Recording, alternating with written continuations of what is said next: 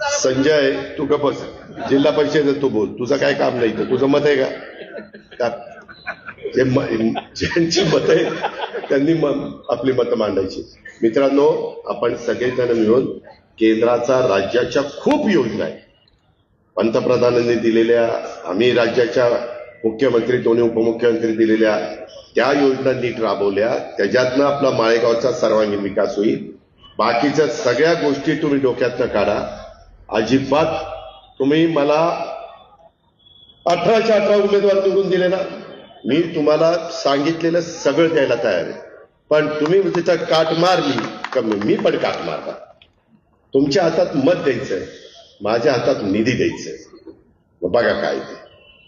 त्यामुळं जो सर्वसामान्य माणूस आहे, बारामतीकरातला काही पुढारी इकडे तिकडे असतील, पण सर्वसामान्य बारामतीकर माझ्या बरोबर आहे, त्याच्यावर काही तिथं काळजी करायचं कारण नाही. तसं आता माळेगाव नगरपंचायतीच्या माझ्या लोकांची खऱ्या अर्थाने परीक्षा आहे. मागं झालं गेलं ते गंगेला मिळालं. एक नवी पहाट, नवी सुरुवात, ह्या पद्धतीने आपण पुढे जाऊ. आम्ही कुठं